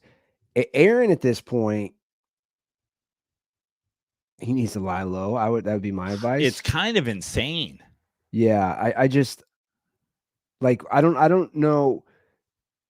I was talking to Buddy we were talking about him the other day, and he was kind of saying the same thing. We're just like, dude, you've kind of made everything about you recently. Well, and what's crazy is, and it's funny because it's like these are two guys who like have for some reason like, I mean, obviously for both of them like the why, but like the political sides of it have like latched on to both these guys. But like throughout the last few years, the politicizing of LeBron James has been insane. Meanwhile, LeBron James is just answering questions in front of his locker because he's an active athlete. So, like, I don't know if you saw yesterday, but LeBron's like, I'm sick and tired of having to answer the same questions about like gun control and shit like that, blah, blah, blah, Yeah, blah, blah. but he also goes out of his way to tweet and say things. Sure. But he's not like, when's the last time like LeBron James has his own show or had his own show on HBO and has his like, thing, but like LeBron James answering questions in his locker room. And yeah, every athlete at this point it has a social media, like presence. But I feel like LeBron James gets asked things while he sits in front of his locker. And then people are like, oh, he has to have an opinion on everything. Aaron Rodgers like, hey guys, I have an opinion. I know I'm not playing, and I know I don't have to be in the locker room, and I'm not going to be in the locker room. So like, I'm not going to give you an opportunity to talk to me in the locker room. But if anybody has a platform that they'd like me to show up for, like, I am ready and willing and able to lie about some shit. Well, look, I'm not going to go as far as to strip call him a liar. I think obviously how he handled the vaccination status was extremely misleading, and Right. and if you want to call him a liar for that, that doesn't bother me at all. But I agree. Like I said, I think Aaron at this point is really for But somebody. also, let's add one more to that. When Aaron Rodgers does not suit up for a single Jets game this year, that was all a lie, right? Like, why did we do that? Saying he might come back. Like, why did we do that? Why not come back? Why not like come back if you can? But why did we? Why have we been talking about for 2 months about Aaron Rodgers coming back? Why have we been talking about since 2 weeks after Aaron Rodgers got injured that he might come back this year? Because Aaron Rodgers made us talk about it. Well, he's clearly embraced his weekly time on Pat McAfee's show, which we all know how that's obviously unfolded with the revelation he got paid and all this and that, and it's just like let's do another thing. And like this, I don't necessarily think this is strictly about race. Just the way I don't think this is that like you and I who have been critical of Lamar Jackson's style of play, his lack of thing on the field, whatever. Like a lot of times when you criticize when people criticize Lamar Jackson, they get called racist. I don't think that that's necessarily correct. I think that there are some people who criticize black quarterbacks who are racist, and then there are some people who's like listen, I was like, dude, Daniel Jones is going to get hurt if the Giants need him to run to win. Cut to right now where I've got to go watch Tommy DeVito play football every week. Okay. So, but let me just ask you something. Last year, when Lamar Jackson went down and the Ravens had to fight for a playoff spot with Tyler Huntley or whoever the fuck played, if he had a weekly segment on Stephen A. Smith, the world would have lost their fucking mind. They're like, oh, you're healthy enough to fucking go on Stephen A. and Shannon, but you're not healthy enough to fucking play football. The world would have lost their fucking mind, dude. Well, look, like I'll be honest, I think it's not the best comparison because Aaron was hurt at the beginning of the year. He had already been doing Pat. And I'm not saying he should continue doing Pat. To be honest, I don't really understand it. Like I said, I really don't listen to it. So I don't understand. You're not playing. So what are we talking about? Because the whole point of him going on McAfee before Mostly was Travis Kelce, RFK, Zach Wilson, like mostly all the things that you see headlines about. But that's mostly my point. Mostly him just diving in on some shit that you're like. Before it was mostly all football and hey, this is what we're going through when he was on the Packers and it's week by week and it's game by game. And I know what you're saying, but if Lamar had already had a prearranged agreement to go on with Stephen A every week, I mean, everybody knows our thoughts on ESPN at this point. And I don't need to repeat them. I don't watch it. It's all clicks. It's all shareable videos. It's crazy takes. It's this and that. And that's what that whole network is now. And the truth is you're a part of that, Aaron. You are. Because you're going on to do this. Well, because he comes with a note on his iPhone that says clickbait topics for Pat McAfee today. He's like, I came up with this last night. Me and my writing staff came up with, we'll call him Mr. Pfizer. It's a good bit. Like I watched a video. I just, out of curiosity, I was taking a shit and I watched, this was after the college football stuff. And this was on Monday morning. And it was like, it was on McAfee's show and it was Stephen A. Smith and Mike Greenberg and they're having a whole discussion with the college football. And I'm just like, nobody's saying anything real here. Like none of you guys are saying this system is the biggest joke ever. I'm not saying like what we say on Dirty Sports is always right or it's the only take, but I'm just like you guys are arguing over, like Mike Greenberg and Stephen A are arguing over Florida State versus, I'm just like, you're not like, that's not the real point. The point is this is the biggest mockery of a system. Why aren't you saying that? Because you won't. Because you'd rather, oh, he sided with some, it's politics. I'm siding with this guy versus this guy or this party versus like, it's just, it doesn't engage me and there's no actual critical I think what's thinking. crazy and we both like Pat McAfee. We both like him as a, like we were Pat McAfee. He was nothing but great to us on our show.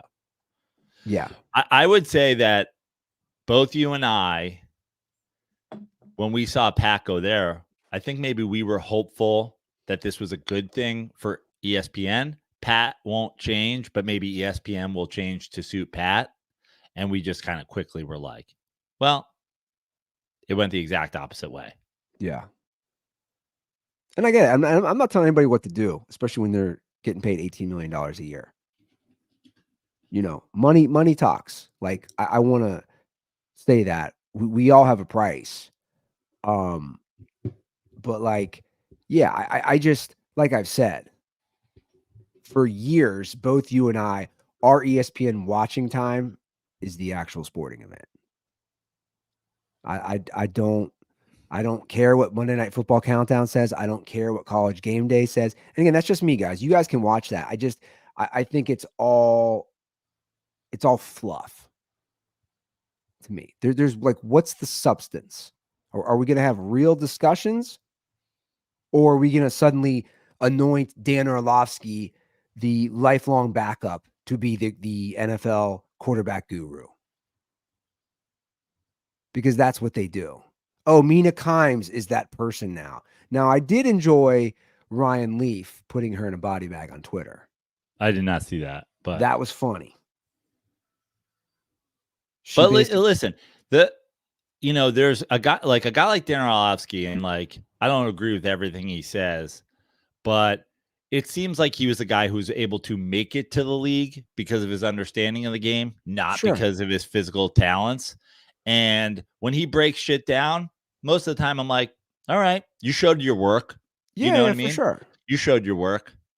Mina Kimes, like, okay, you can say fucking sexist, all that. I've been on this podcast since day one. Andy Ruther, we talk about Aaron Rodgers coming with a bit. Andy Ruther came with a fucking sticky note to the first episode of Dirty Sports and was like, Doris Burke has a dick. This is a good bit. And from day one, as funny as that was, as funny as Doris Burke's dick was, It's really not that funny, but yeah. I was like, I kind of like Doris Burke. I've always liked Doris Burke. I've always kind of been like, I've had the female sports analyst shoved in my face repeatedly over the last 30 years. The softball player on fucking Jessica Mendoza on Sunday Night Baseball is the most offended I've ever been by a sports analyst. Doris Burke, always kind of liked her. Think she does a good job. So I have a wildly ranging opinions on the female sports analyst. Mina Kimes is trash. So you can say that's sexist if you want. I love Doris Burke. Mina Kimes, I wish you would end up in a jail cell or a rehab with Ryan Leaf. Just get the fuck off my TV. Not that I actually see you because I don't watch ESPN, but get the fuck off my social media feeds too with your trash ass takes. Well, it started. It was during the Bengals. I believe this was during the Bengals Steelers games where Jake Browning struggled, and she tweeted, as a UW fan who watched Jake Browning for 4 years, I'll say this: dude sure can punt. And obviously he had a hell of a game against the Jags, and Ryan Leaf quote tweeted that and said, he went back to that. Ryan Leaf went back to something she tweeted, obviously, a few weeks ago. And he just wrote, I guess at ESPN is just the place where you go to shit on people now as analyst. He's not wrong. No. And you and I obviously will shit on people, but like there's always the caveat that we always say, like, these are professional athletes. Like we're nowhere near their level. And also when you get put on an ESPN, if you get put on a big platform, you have to keep your, like, if I was asked to do Fox NFL Sunday and give my picks, Michael Strahan will give a little Giants nudge here and there, but he's not like an unabashed Giants homer. He probably picks them more often than Howie Long does, but he's also pretty whatever. Mina Kimes, historically, like, you want old takes exposed, go find Mina Kimes just sucking Russ off while he was winning games in Seattle because she's a fucking Seahawks fan. Like, put your homerism away. You're on ESPN now.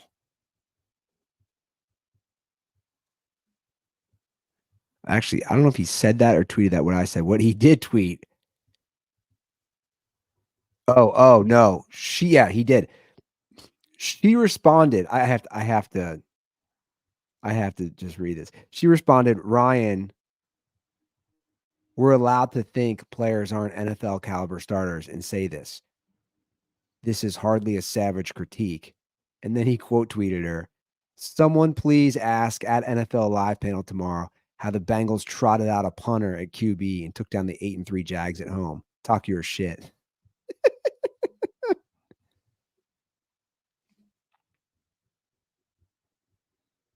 I mean, look, you can say it's misogynistic all you want. There's a good chance you don't have your job if you're not a woman. I'm just gonna say it. That's the truth. That's the fucking truth. Like in her position, that's the truth.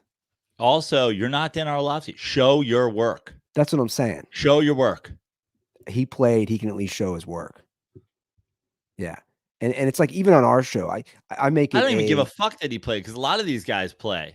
A lot of these guys played and have terrible takes because you don't have to be smart to play. He gets up on the board. He shows his work. Yeah. Your resume is what? Sucking Russ Wilson off on Twitter for fucking a decade? That's your resume?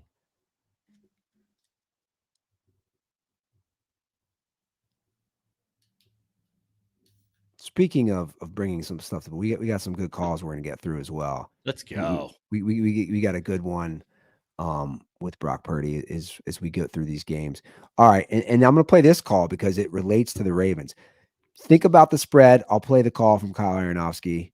What is Ravens 7.5. It's in Baltimore. Okay.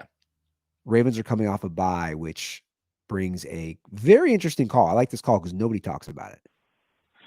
What's going on, boys? Calling back once again from beautiful Toms River, New Jersey, home of the 1998 Little League World Series champions. And I was just thinking about and looking at the teams that have their bye weeks this upcoming week. And it is crazy to me that buys go from week 5 to week 14. And I'm curious your thoughts on this theory I have that if you're a playoff team and you have a bye, say week 13 like the Ravens had, or week 14 this year, I think it's the Bears and the Commanders, so they're in no worries of going into the playoffs. But it seems like it's such an advantage that you can have your guys rest up, just right before those last like 3-4 games. And, if you're in the 1 seed and you can rest starters week 17 and then you have another bye, it just seems like another huge advantage for that, those high seeds going into the playoffs. They're going to have home games. I think that could kind of reduce some parity in the future. Obviously, the most fair way to do it would be a week in the middle of the season where no one plays, but the NFL would never do that for revenue. But, am I kind of overhyping the benefit of this? Like, if you have a bye in week 5, week 6, that's just so long ago. Like, getting guys a week to rest up and heal, in my opinion, it's much better to have it toward the end of the year. That's it. Condoms are for the New England Patriots. Well, I think in this case, look, the Ravens are right there for a 1 seed. They run the ball. They have a quarterback who runs the ball. Them having a bye is absolutely a huge advantage. I think it is a huge advantage, but I don't think it's as simple as it's a huge advantage to have a bye the later in the year. Because I think the truth of it, if you asked me as a head coach, when do you want your bye? I'd be like, I don't know, week 10. Like, just give it to me. Give me 9 weeks of games, a break, and then 9-10 weeks of games or whatever it is, or week 11. Like, give me a break where it helps me break up my season as equally as I possibly can. Now, for the Ravens have played really good football and they didn't need a break up to this point. So the fact that it's happening later is awesome for them. But think about the same division. You think the Bengals want a week with the whole Joe Burrow situation and we got to make it to week 5 with his injury and blah, blah, blah. Like, it felt like it worked out earlier, better for them to have it earlier. Right. True. I think on a case by case basis, it's different. But one thing I agree with Kyle is it would suck to have a week 5 bye. Like, if you asked me as a head coach going into the season, hey, you can have week 5, 6, 7, 8, 9, 10, 11, 12, 13, 14, 15. Like, I would be like, give me the middle, give me the middle 3, right? Like, give me, if it's 5, 6, 7, 8, 9, 10, and 11, 12, 13. I'm like, give me 8, 9, 10, or like, I wouldn't want the first batch. That's for sure. I don't want my week 5 bye or week 6 bye, because it is. Now you're getting what? You've barely got their season going. Like, if anybody gets healthy or whatever, now you have a long stretch where you're playing every week, where people tend to get hurt during those long stretches, like we talked about early in the show. All the games, the Thursdays, blah, blah, blah, blah, blah, blah, blah, blah, blah. So yeah, I'd prefer to have my bye like middle to late. The fear being that if you have it so late, that maybe you've played yourself out of a situation where it's even helpful, right? Like the Giants had their bye this past weekend. Dude, the season's over. Well, momentum's real too. If you reeled off 6 straight and you got a bye week 12, you might be like, man, I don't want to take time off. We're rocking and rolling right now. Right. But like, this will be actually a good test. They're at home. They have a bye. They're huge favorites. 7.5. I don't know if you know your pick. I know mine. Okay. I'm going to take the Rams to cover. It's really tough. This is really tough for me. the 7.5 points to me for a borderline playoff team with a good coach, I'm like, it's too big. That being said, we're going west to east. They're coming off a bye. To me, it feels like a backdoor Stafford, right? I'm with you. I'll take the Rams. A half-point hook is huge. I do think that this could be a west to east, significantly more talented team, significantly more physical, beat the shit out of like it could be, but feels like a backdoor Staffy. Yeah. All right, later games. Vikings Raiders in Las Vegas. They're sticking with Josh Dobbs. Not sure who's playing quarterback at this point for the Raiders. If it's the guy from Purdue, the Irish guy, I'm not sure. O'Connell. Aiden O'Connell. Vikings are 3-point favorites. What do you think? Huge game for the Vikings. Yeah. I mean, if they win, this really helps their positioning. Were the Vikings off last week? I think so. Yeah. This is a really tough one. 3. It's a road 3. Yeah.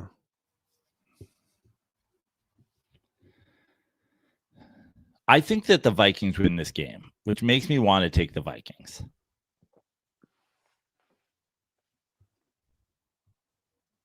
It's a really road tough. 3. I would never touch this game if I was betting. No, why I would not. Well, if I did anything, I'd probably tease this game down to a Raiders. Raiders were also on a bye, Right. for the record. I'll go Vikings. They do have the coach of the year after all. Shots fired. Max Crosby did not practice yesterday. I mean, he's one of those like, are you playing for me? Because if he's playing, he can be a wrecker, right? And he can wreck these games, cause turnovers. Can you give me? You're on the Raiders page, obviously. Can you just give me the give me the Raiders' last 3 before the bye? They beat the shit out of the Giants. I mean, do they win, lose? They beat the shit out of the Giants. They beat the Jets at home. They lost the Dolphins, close game, 2013. We lost 31-17 against the Chiefs. I'm gonna go with the Raiders. Yeah. Dude, taking a home dog in Vegas is not. I don't hate it. That's probably the pick that I'll regret, but you can change it. If you want. No, it's right. I'm trying not to let my hatred of the delusional Vikings fans blur me into just picking against them constantly now. So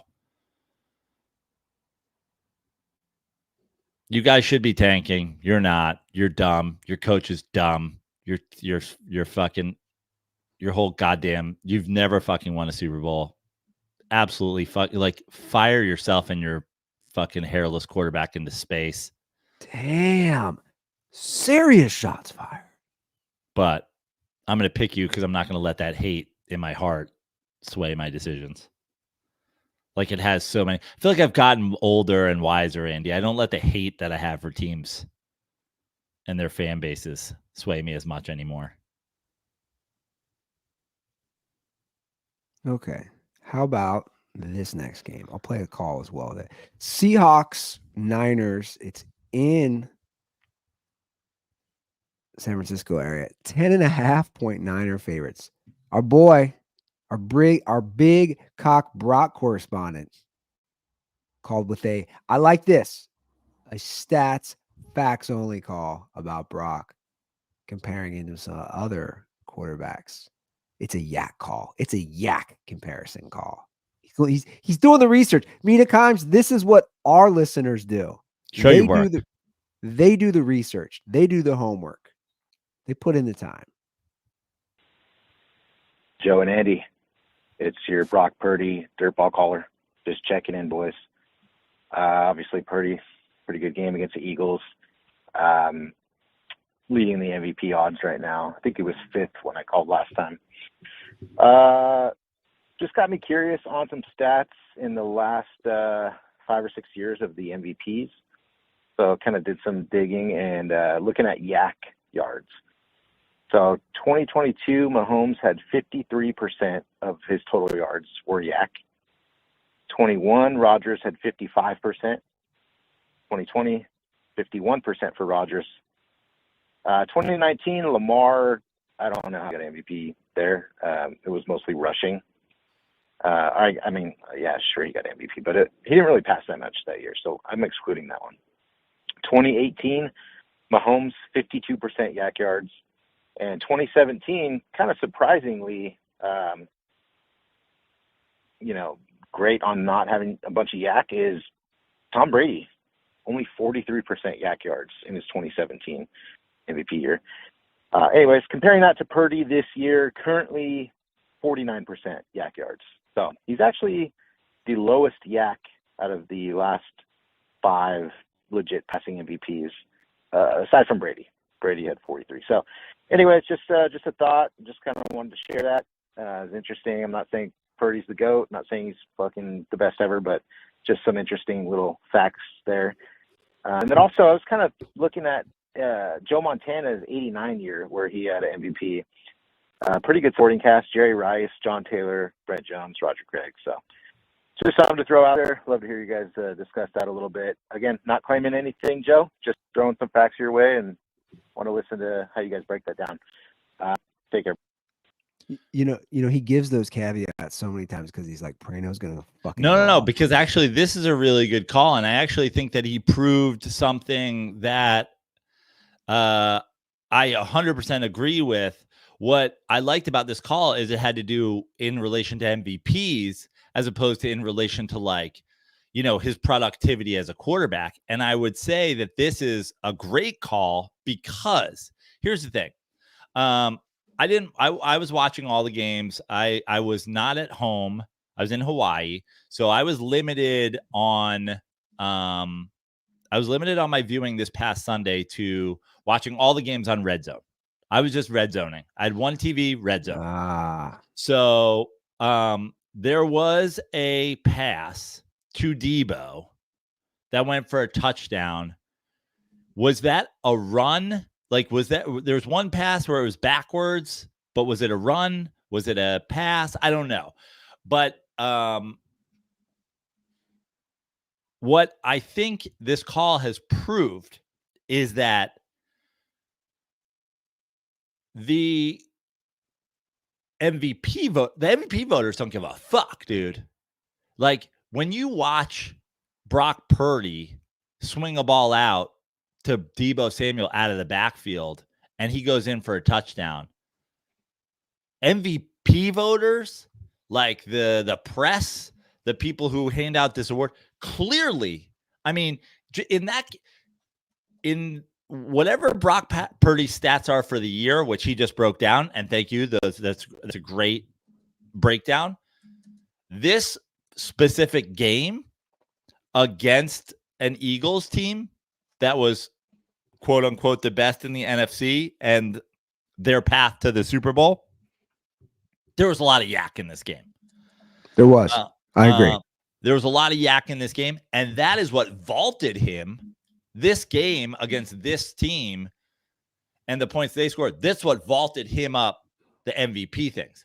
So that drop in MVP stats combined with what you just broke down of how much yards after catch all the MVPs were getting is proof that voters don't give a fuck. So absolutely, you're right that, in years where guys win the Super Bowl win the MVP and are quote unquote the best in the league, they have guys who are doing great things with ball. Like, yeah, Patrick Mahomes throwing a 30-yard pass down the field might be 30-yard pass. If Tyreek Hill takes another 45 yards, there's a lot of yak involved in that. Now I think we can all agree that there's a different kind of yak when Tyreek Hill runs past the guy and Patrick Mahomes throws it, and then he just runs untouched into the end zone, then swinging a ball to Deebo Samuel out of the backfield and him slashing across the field and getting in for a 43-yard touchdown. Now, my point is MVP voters don't give a fucking shit. And also my point, as we went back to the last episode, I still don't understand with the way Christian McCaffrey is the engine that makes this offense go to another level than it was when it was Jimmy G and Kittle and whatever before. Why he hasn't run up the MVP odds, but I think that this call sort of answers that, which is like MVP voters don't give a fuck how it's happening. They just look at the stat line and they say 312 yards on 70% completion percentage and 4 touchdowns. That's an MVP game. We're going to give this guy the fucking MVP. And proof of that is they did it to Rodgers and they did it to Mahomes and they did it to whatever. So totally, I think that this call proves that. I think what the argument of like he's getting a lot of yak from me is like, again, I think he's doing a great job playing within the system, but he has not shown me that he is that he belongs in the conversation with these like elite quarterbacks, simply because it's fucking really easy when guys are giving you a lot of fucking yak yards, when you have a Christian McCaffrey that draws a ton of defense up to the line to stop him, when every single person on your offense can be used in a variety of manners, where Deebo's running the ball and McCaffrey's catching the ball and Kittle's catching short ones and Kittle's catching long ones and Ayuk's taking slants. It's like, again, all you can do is be the quarterback for the team that you play on. I am not faulting Brock Purdy for being awesome in the Niners system. I also just feel like, Kyle Shanahan would put Brock Purdy in a fucking Amazon box and ship him to LA if they called and offered him Justin Herbert. That's all. Well, yeah. And look, here's what I do find interesting. It's like the years where they have Jimmy G most healthy, they go 13-3, they go 10-7. It's like, my point is that they go to the Super Bowl, they go to the NFC Championship, they are gonna win 13 games probably this year.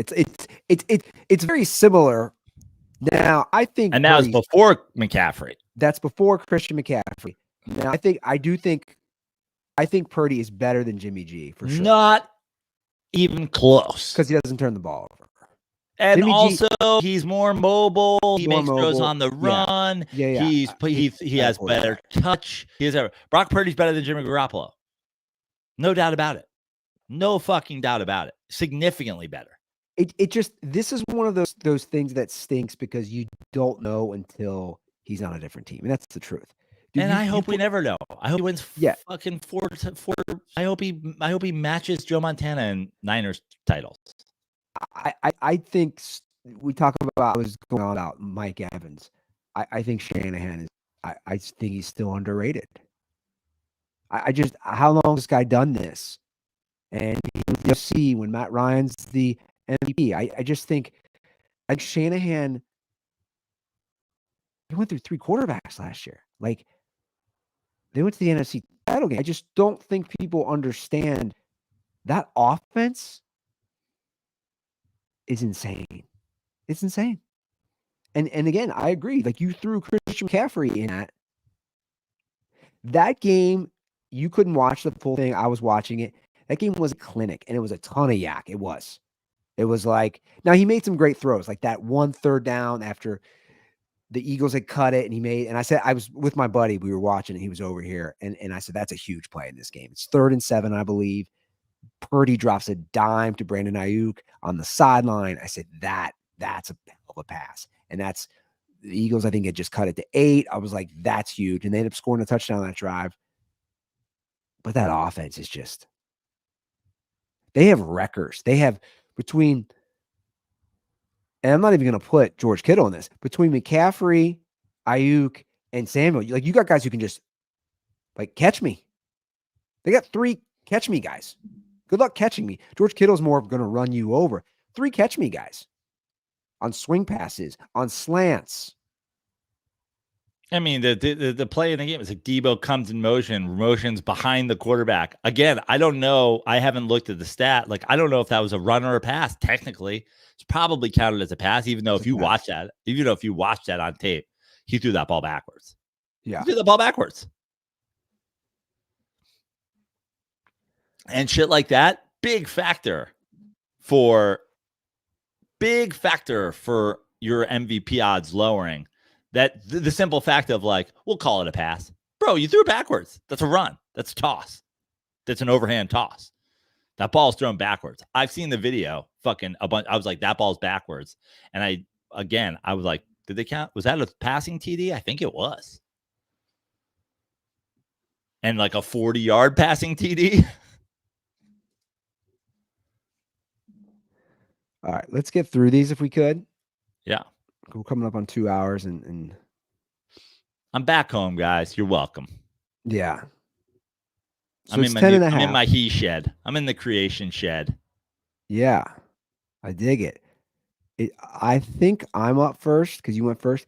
Then they just destroyed Seattle in Seattle. It's 10 and a half. Seattle has a little bit of a longer break. They played a Thursday night game. I just don't think they destroy them again. I'm going to take the Seahawks. That's tough. Division 10 and a half's a lot. Just to fucking have fun, because I think you're right. But just to have fun, I'll take the Niners. Because also, you know what? Maybe that little run of Trent Williams, Debo out, Brock Purdy, little cock Brock, inverted cock Brock. Maybe that's exactly what they needed, just to get the pedal, like for them to just cruise into the end of the season. Yeah, I'll take the Niners. Fuck it, let's go. 14-point win. All right, Bills Chiefs. One of your huge games of the week. Must win for Buffalo. I completely forgot them, by the way. I'm realizing they are also 6-6. I don't know how I left them off that list. Right. That's on me. They are also 6-6. So whatever dirtball listened to that an hour and a half ago, was like, Ruther, what are you doing? Oh, yeah. Sorry, Bills. The 315 crew. Losing their mind. Sorry, Bills Mafia. They're only a 1.5-point dogs in KC. They beat them in KC last year. I mean, it's just straight up must win for them. Do the Chiefs lose again? No. I think the Chiefs win and cover. Your thoughts? I just, for that reason, I can't take the Bills. I don't see the Chiefs losing again. What do we feel? How do we feel about the Chiefs right now? Because the last lot, like, it's crazy to me that, like, it's crazy that they haven't had the like run where you're like, oh, that's it. The Chiefs are going to be fine. Like, we don't have to fucking worry about them at all this year. Is this the first Chiefs team that just does, like, is this the first Chiefs team since the first year of Mahomes that you weren't like, sure thing, going to the AFC Championship game, lock it in? Well, I mean, let's look at their last 5 games. Lost to the Broncos, win against the Dolphins in a close one, lost to the Eagles, win against the Raiders, lost to the Packers. They're 2-3 in their last 5 games. Yeah. Late in the year now. Late in the year. Are they going to be 2-4 in their last 6? Can I change my pick? You're gonna take the Bills? Okay, let's fucking ride. go. I love it. I gotta make some bold moves here. Well, you're down 3 with like 4 weeks to go or something. I don't know if you need to make bold moves, but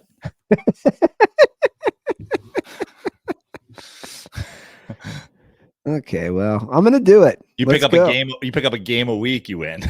I know. Let's But go I like Bills. it. That's very Joe Prano-ish. Let's do it. Let's ride Josh Allen. All right, Broncos Chargers. Let me This ask one, you, before we move on. I know Yeah. you said you want to get through these games, but I made you speak about it, Teeth. Let me ask you something about this Bills team. 6-6. You just picked them. Is there anything about this Bills season where do you think that they could have a mini playoff run? I say no, but like they do feel like because they've it been there says before, no, and but they got to because they're start this now. talented. It Yeah, has to start now. It has to start in Kansas City. yeah. They're blowing too many games. You should have beat the Eagles.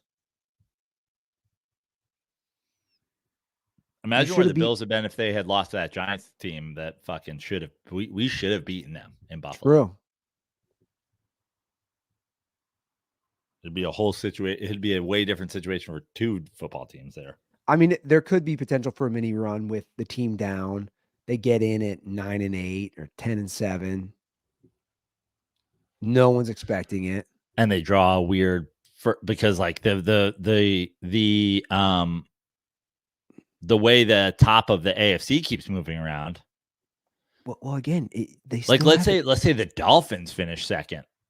Ooh, the world rejoices in betting the Bills in Miami in a first round playoff game, don't they? Yeah, because once again, it comes down to quarterback, coach, defense. They still have a decent defense, and you still have a great quarterback, or a quarterback who can potentially make plays, make a lot of plays. All right, Broncos, Chargers in SoFi. Chargers are 3-point favorites. So we have Brandon Staley.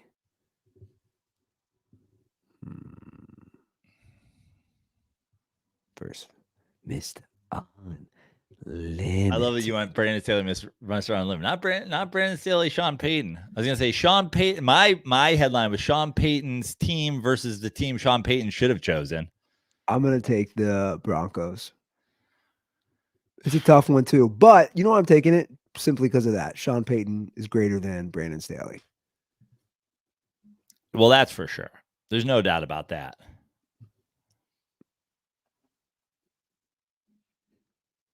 Just to fucking root against you and Russ, I'll take the Chargers. Ah, man, what an asshole to just hop on the Brandon Staley train. I just said I'm not letting the hate in my heart cloud my judgment anymore, and then I'm like, fuck Russell Wilson. Let's go. All right. Eagles, Cowboys. I don't know how that's a 3-point. Here's the thing about that game. Like, I think the Chargers can win that game. It does feel weird that it's not 1.5 or 2 and giving you a pick the Chargers to win, and it's better. Yeah. Like, but let's do it. That I like Mata put Ruther down for 1. The Broncos winning in SoFi. Like, let's just. I've already given you that point. I don't know. Russ might be busy all week doing commercials, or his PR team. I'm in Los Angeles doing my thing, man. Mr. Unlimited. Instead, I'm not limited. By the way, I love that this pick started with Andy Ruther going Brandon Staley versus Mr. Unlimited, and now he's like Mr. Unlimited, fucking doing the thing, hanging out with the Kardashians.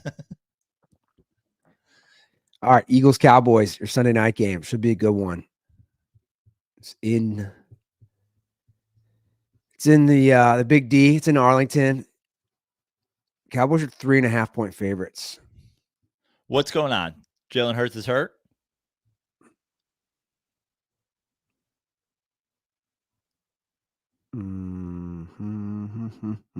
Where's my injury report? There's all these rumblings that Jalen Hurts is hurt. He's not on the injury report, I'll tell you that much. Right.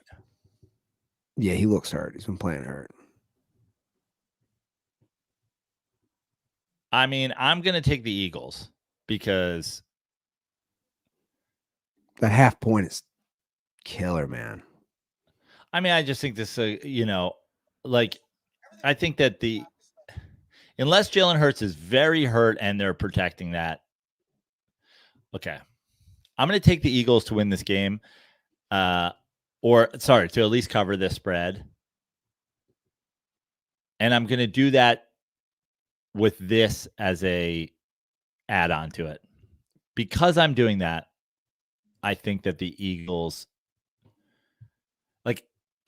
Super Bowl chances, in my opinion, decrease significantly because people like me are taking them to win this game or cover this game. Because the truth is, if Jalen Hurts is hurt, fucking sit him. But you're not going to sit him because you're refusing to say that he's hurt. Well, they want that 1 seed, man. And you'll be competitive in this game. And maybe you sneak a win out in Dallas, but in the long run, it fucking kills you. I don't think they win. I think they cover. Yeah. You don't think that you think Dallas wins? I think Dallas wins. Wow. Okay. I think this is a coin flip for a winner because I think the Eagles are a better team if Jalen Hurts is healthy. I think it's a coin flip game with Jalen Hurts hurt. And I think it greatly reduces the Eagles' chances of winning a Super Bowl that they continue to play a guy who's hurt and pretend it's not happening.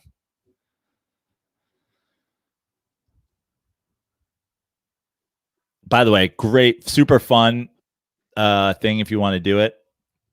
It keeps coming across it on TikTok. I forget who it is, but there was some guy who was like in the parking lot of Eagles games or the last Eagle game talking to Eagles fans. Like, you got anything to say about Brock Purdy? You got anything to say about the Niners? And it's just Eagles fans just like embarrassing themselves. We're going to fuck Brock Purdy's dad in the fucking mouth. And I'm going to jizz in his ears. My jizz is going to come out his ears. And then it's cut to a few moments later. Well, the brotherly shove, not as fun when you're trying to convert 4th and 1s down 30. If they lose, if the Eagles lose and the Niners win, Niners take over the number 1 seed. Which, who's been saying that for months? I've been saying it for months. The Niners take over the number 1 seed. All right, let's get through just 2 more. A doubleheader on Monday night. Don't understand it. It's 2 games. Yeah, I don't know. Because people aren't interested. They do doubleheader because there was already slated. The Titans, Dolphins. Dolphins are 13-point favorites. It's in Miami. Are you up first or mine? I'll go first. Titans cover. Oh, yeah, I was going to say I agree. Titans cover. Packers, Giants at MetLife. Green Bay 6.5-point favorites. I will go first. Packers cover. Packers cover. I think the moment might be too big for Mr. DeVito. Monday Night Football. Facing a hot team. All right, man. Those are the picks. That was long a fun episode, Andy. Yeah, long episode, fun episode. It's good to be back. It's good to be in my new home. We'll be coming to you live here from Port Hueneme for the foreseeable future in the creation shed. Excited to be here. Excited to have a new home. Felt good doing an episode here. And I look forward to doing it. Follow me on all social media at Joe Prano, except for X. And come see us in New Orleans, December 16th. 2 shows, a live podcast.